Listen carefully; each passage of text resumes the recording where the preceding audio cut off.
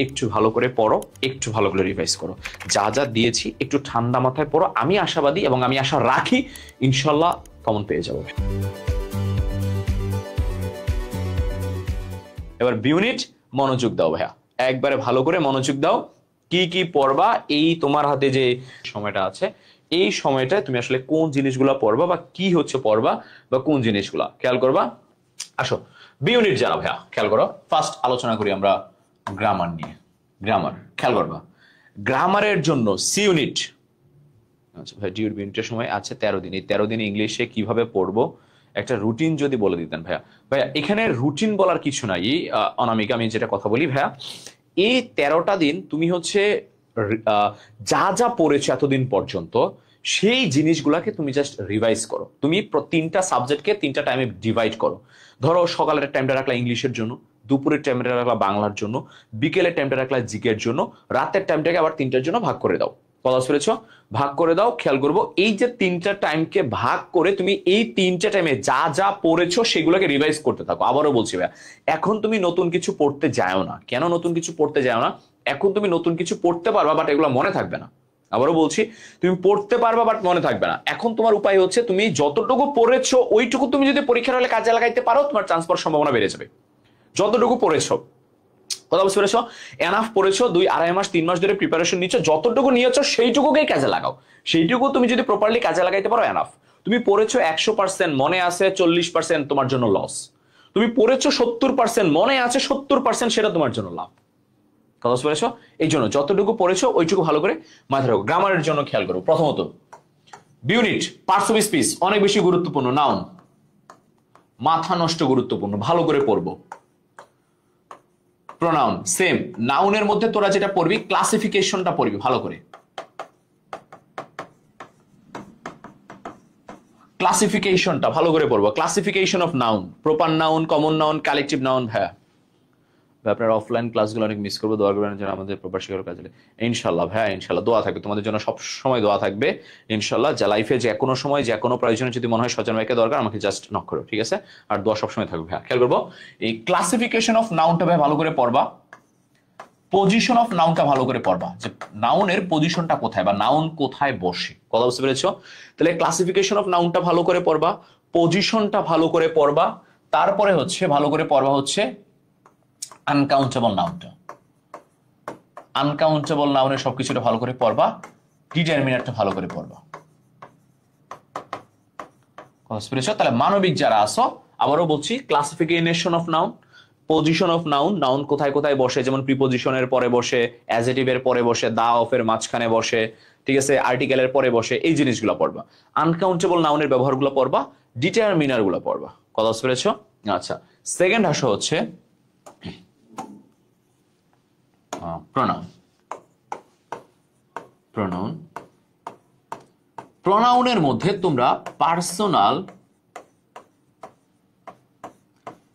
Relative তো পড়বাই, পাশাপাশি রিফ্লেক্সিভটাও পড়বা। তোমরা পার্সোনাল প্রোনাউনটা পড়বা, রিলেটিভ প্রোনাউনটা পড়বা, পাশাপাশি রিফ্লেক্সিভ প্রোনাউনটা একটু ভালো করে পড়বা। কথা বলেছি, খুব কঠিন কিছু না রিফ্লেক্সিভ প্রোনাউনটা একটু ভালো করে পড়বা। তারপরে খেয়াল করবা, ওকে, তারপরে খেয়াল করবা পড়বা হচ্ছে অ্যাডজেক্টিভ এন্ড অ্যাডভার্ব।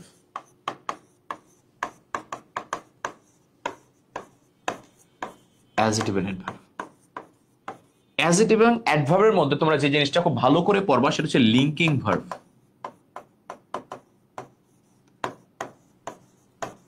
লিঙ্কিং ভার্বটা একটু ভালো করে দেখবা, যে লিঙ্কিং ভার্বকে কে মডিফাই করতেছে, কিভাবে মডিফাই করতেছে, এই জিনিসটা একটু ভালো করে দেখবা।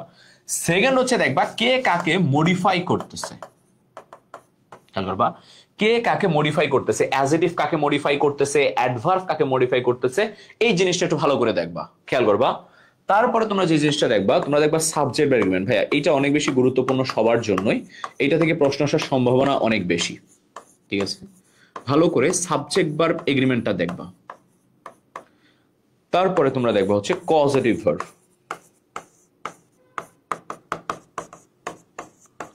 খেয়াল করবা কজেটিভ ভার্বটা ভালো করে দেখবা। খেয়াল করবা কজেটিভ ভার্বটা খুব কঠিন কিছু না ভাই। আমাদের এই ক্লাস কতদিন থাকবে? জিএসটি এক্সামের এক পর্যন্ত থাকবে। আচ্ছা আমি যেটা বলি, এই উইকে ক্লাস নেওয়ার পরে আমি ইউনিটের পরীক্ষার জন্য এবং তোমাদের মানবিকের পরীক্ষার জন্য একটা ব্রেক দিব। কথা বুঝতে পেরেছো?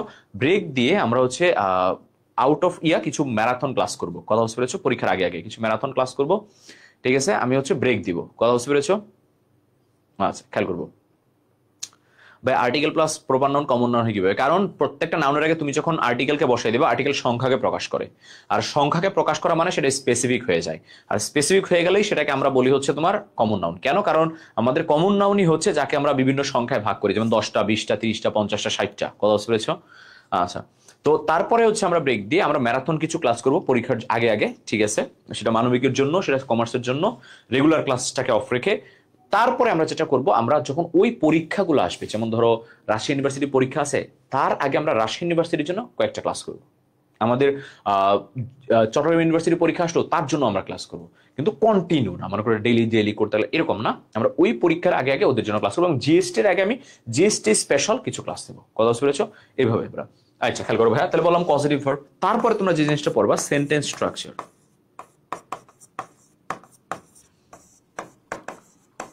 সেন্টেন্স স্ট্রাকচারটা ভালো করে পড়বা ভাইয়া, খেয়াল করবা। Sentence structure, subject verb object কিভাবে বসে, সাবজেক্ট ভার্ব কমপ্লিমেন্ট বসে। আচ্ছা খেয়াল করবো। আচ্ছা ম্যারাথন ক্লাসে খেয়াল করবো, ম্যারাথন ক্লাসে মেইনলি কোশ্চেনই সলভ করাবো। আবারও বলছি, ম্যারাথন ক্লাসে মেইনলি সুমাইয়া আক্তার কোশ্চেনই সলভ করাবো, যেন তোমাদের প্র্যাকটিসটা হয়ে যায়। কথা বুঝতে পেরেছো? আচ্ছা খেয়াল করবো, হচ্ছে সেন্টেন্স স্ট্রাকচার। তারপর আমরা যেটা করব, আমরা পড়বো হচ্ছে কন্ডিশনাল। খেয়াল করবো কন্ডিশনাল ক্লজটা আমাদের ইউনিটের জন্য ওইভাবে পড়ার দরকার নাই, খুব একটা আসার সম্ভাবনা খুবই কম। আচ্ছা এটা ক্লাস পড়ে, আচ্ছা সাদিয়া মাথায় রাখলাম হ্যাঁ, ঠিক আছে। আচ্ছা কন্ডিশনাল, তারপরে তোমরা পড়বো হচ্ছে মোডালটা ভালো করে, ঠিক আছে? তোমরা ভালো করে পড়বো হচ্ছে কম্পারিজনটাকে, ঠিক আছে? কম্পারিজনটাকে তোমরা ভালো করে পড়বা হচ্ছে এগ্রিমেন্টকে। কথা বুঝতে পেরেছো? এগ্রিমেন্টকে পাশাপাশি তোমরা 100% ভালো করে পড়বা লিটারারি টার্মসটাকে। ইউনিটে আমরা যদি বিগত বছরের প্রশ্ন অ্যানালাইসিস করি, আমরা দেখতে পাই লিটারারি টার্মস থেকে একটা প্রশ্ন থাকছে এমসিকিউতে লিটারারি টার্মস থেকে একটা প্রশ্ন থাকছেই। সো অবশ্যই মানবিক তোমরা লিটারারি টার্মস, যেটা ফিগার অফ স্পিচ আমি পড়িয়েছিলাম, simile, metaphor, personification, hyperbole, oxymoron, alliteration, এই জিনিসগুলো একটু ভালো করে পড়বা। আবারও বলছি, এই জিনিসগুলো একটু ভালো করে দেখে যাবা। পাশাপাশি মানবিকের যারা আছো, তোমাদের জন্য একাডেমিক টপিক যেগুলো আছে, যেমন তোমার চেঞ্জিং সেন্টেন্স, ঠিক আছে? চেঞ্জিং সেন্টেন্স, তারপরে হচ্ছে তোমার ন্যারেশন, ঠিক আছে? তারপর হচ্ছে তোমার রাইট ফ্রম আ ভার্ব, ঠিক আছে? রাইট ফ্রম আ ভার্ব, যেগুলো আমাদের একাডেমিক টপিক, এবং হচ্ছে টেন্স, এবং হচ্ছে প্রিপোজিশন, ঠিক আছে? এর মধ্যে এই যে চারটা জিনিস, এগুলো আমাদের academic topic, changing sentence, narration, right from verb, tense. এই চারটা জিনিস রিভাইজ করে যাবা, জাস্ট রিভাইজ করে যাবা। কথা বুঝতে পেরেছো? রাইট ফ্রম ভার্বটা তোমার অটোমেটিক কমপ্লিট হয়ে যাবে যদি তুমি সাবজেক্ট ভার্ব এগ্রিমেন্ট একটু গুরুত্ব দিয়ে পড়ো। কথা বুঝতে পেরেছো? তাহলে আলাদা করে তোমাকে খুব বেশি গুরুত্ব দিয়ে রাইট ফ্রম ভার্বের উপর অনেক প্রেশারাইজ করতে হবে না, অটোমেটিক তুমি পেরে যাবা। কথা বুঝতে পেরেছো? চেঞ্জিং সেন্টেন্সটা, ন্যারেশনটা, রাইট ফ্রম ভার্বটা, টেন্সটা ভালো করে পড়বা। তারপর হচ্ছে প্রিপোজিশনটা ভালো করে দেখবা, এবং লিটারারি টার্মসটা ভাইয়া একবারে অনেক বেশি গুরুত্ব দিয়ে পড়বা। আবারও বলছি, অনেক বেশি গুরুত্ব দিয়ে পড়বা। লিটারারি টার্মস থেকে একটা প্রশ্ন আসার সম্ভাবনা মোটামুটি 90%, তোমার লিটারারি টার্মস থেকে একটা প্রশ্ন আসার সম্ভাবনা, মাথায় রেখো ভাইয়া, ঠিক আছে? এই গেল আমাদের গ্রামার নিয়ে আলোচনা। এবার আসা হচ্ছে ভোকাবুলারি নিয়ে কথা বলি, ঠিক আছে? ভোকাবুলারির মধ্যে তোমাদের বিকল্প নাই, সিনোনিয়ম অ্যান্টোনিয়ম পড়তেই হবে। সিনোনিয়ম অ্যান্টোনিয়ম ভাইয়া পড়তেই হবে যদি ভালো মার্কস ক্যারি করতে চাও, কারণ সিনোনিয়ম অ্যান্টোনিয়ম থেকে, আচ্ছা কেন ন্যারেশনের উপরে ক্লাস নিয়েছি না বেটা? টেন্সের উপরে তো ক্লাস নিয়েছি। আচ্ছা খেয়াল করবো, ডান। তারপরে দেখো সিনোনিম অ্যান্টোনিমটা ভালো করে দেখবা। সেকেন্ড হচ্ছে phrase and idiom, phrase and ইডিয়মটা ভালো করে পড়বা। 3 নম্বরে অ্যাপ্রোপ্রিয়েট প্রিপোজিশনটা ভালো করে পড়বা। যদি সবগুলা পড়তে পারো তাহলে তো ভালো, যদি সবগুলা ভোকাবুলারি টপিক পড়তে না পারো, এই তিনটা টপিক একটু ভালো করে পড়ে যাবা, সিনোনিয়াম, অ্যান্টোনিয়াম, ফ্রেজেন ইডিয়ম এবং অ্যাপ্রোপ্রিয়েট প্রিপোজিশন। আবারও বলছি, যদি সবগুলা পারো রিভাইজ করবা, যদি সবগুলা না পারো এই তিনটা জিনিস রিভাইজ করবা, synonym, antonym, phrase and idiom, appropriate preposition. আবার বলছি, সিনোনিয়াম, অ্যান্টোনিয়াম, ফ্রেজেন ইডিয়ম এবং হচ্ছে অ্যাপ্রোপ্রিয়েট প্রিপোজিশন। কথা বুঝতে পেরেছো? এই জিনিসগুলো হচ্ছে ভালো করে একটু রিভাইজ করে যাবা। আবারও বলছি, এই জিনিসগুলো একটু ভালো করে রিভাইজ করে যাবা। এবার আসো তোমাদের রিটেন নিয়ে আলোচনা করি। First of all paragraph must, এটা আমরা মোটামুটি কনফার্ম। প্যারাগ্রাফ কোত্থেকে আসবে? টেক্সট বুক থেকে আসবে। তার জন্য গতকালকের ক্লাসে আমি টেক্সট বুকের কিছু লেসন তোমাদেরকে মার্ক করে দিয়েছি। টেক্সট বুকের কিছু লেসন আমি একটু ভালো করে মার্ক করে দিয়েছি তোমাদের। ওই লেসনগুলা একটু ভালো করে পড়ে যাবা, যেন ওই লেসনগুলা থেকে যদি আমাদের প্যারাগ্রাফ আসে যেন পারো। আবারও বলছি, যেন পারো, ওই লেসনগুলা যদি আসে তাহলে যেন পারো। কথা বুঝতে পেরেছো? তাহলে ওই লেসনগুলো একটু ধরে যাবা, আইডিয়া নিয়ে যাবা, মুখস্থ করো না ভাই। এখন তোমার বললাম পড়তে তুমি ইকোট্যুরিজম মুখস্থ করে ফেলছো, সিভিক এঙ্গেজমেন্ট মুখস্থ করে ফেলছো, না, দরকার নাই। তুমি আইডিয়া রাখো আসলে যে সিভিক এঙ্গেজমেন্ট জিনিসটা এইটা, ইকোট্যুরিজম জিনিসটা এইটা, ড্রিমের কারণে জিনিসটা এইটা হয়, গুড ম্যানার্স হচ্ছে এই জিনিসটা, অ্যাডোলেসেন্স পিরিয়ডে এই ঘটনা ঘটে। এই জিনিসগুলো আইডিয়া নিয়ে রাখো, আন্দাবন্দি মুখস্থ করবা না, লাইন বাই লাইন মুখস্থ করবা না, জাস্ট আইডিয়া নিয়ে রাখো যেন ওই টপিকটা থেকে প্যারাগ্রাফ আসলে তোমার একটা আইডিয়া থাকে। সেকেন্ড হচ্ছে প্রভার্ব এক্সপ্লেনেশন। প্রত্যেকটা প্রভার্বের মানে জানবা ভাইয়া। কথা বুঝেছো?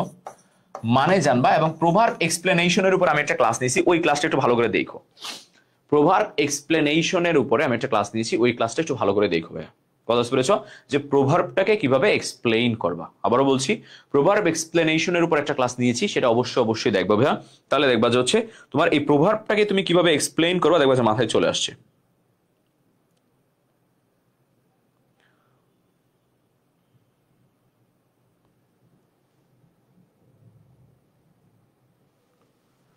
ওকে, তারপরে হচ্ছে 3 নম্বর যেটা মাথায় রাখবা, যেটা আসার সম্ভাবনা অনেক বেশি, সেটা হচ্ছে সেন্টেন্স মেকিং।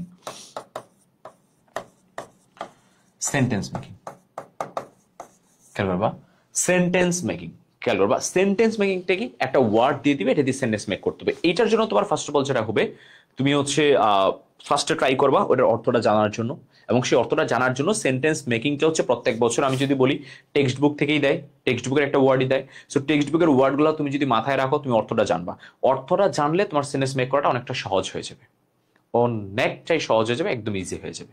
কথা বুঝতে পেরেছো? সো অত প্যারা না নিয়ে জাস্ট তুমি টেক্সট বুকের ওয়ার্ডগুলোকে একটু ভালো করে মাথায় রাখবা। কথা বুঝতে পেরেছো? তাহলে হচ্ছে প্রভার্ব এক্সপ্লেনেশনটাকে মাথায় রাখবা, কি বললাম, সেন্টেন্স মেকিং এর জন্য ওয়ার্ডটা মাথায় রাখবা। এইবার যদি তুমি কোনোভাবেই ওয়ার্ডের অর্থটা পারতেছো না, বা কোনোভাবেই তুমি এইটা দিয়ে হচ্ছে সেন্টেন্স মেক করতে পারছো না, তখন তুমি সিস্টেমটা কাটাবা। ওই যে ধরো তোমাকে দিল গ্লোবালাইজেশন, তুমি লিখে দিলা globalization is a English word, বা globalization is globalization is a common thing that is known by all the people of country বা all the people of world। কথা বলছো, এরকম কিছু টেকনিক্যাল সেন্টেন্স লিখবা যে এই জিনিসটা সম্বন্ধে আমরা সবাই জানি, বা এই জিনিসটা আমাদের জন্য অনেক বেশি উপকারী। কথা বলছো, এই টাইপের একটা সেন্টেন্স লিখে আসবা, যেটা টেকনিক্যাল সেন্টেন্স আমরা বলি। হ্যাঁ, খেয়াল করবো, টেকনিক্যাল জিনিস আমরা বলি। তাহলে এই যে রিটেনের জন্য এই 3টা জিনিস, বাকিগুলো না দেখলেও চলবে, এই 3টা জিনিস একটু ভালো করে দেখবা। এই হচ্ছে ওভারঅল বি ইউনিট নিয়ে আলোচনা। যারা যারা বি ইউনিট আছো একটু স্ক্রিনশট মেরে নাও, যেন পড়তে যখন বসবা এক পলক দেখে নিতে পারো যে ভাইয়া যে দিছে এটা আছে কিনা, আমি যেটা পড়তেছি সেটা আমার এই পড়ার ইয়ার মধ্যে আছে কিনা।